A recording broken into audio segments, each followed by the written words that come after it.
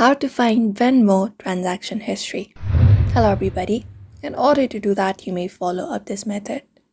So first thing you can do is open up the Venmo application and log in into your account.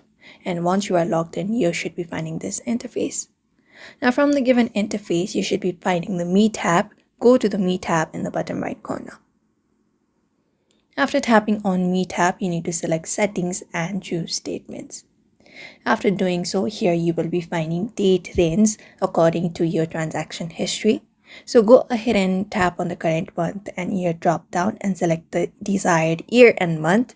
After that, select the transaction that you would like to look out for.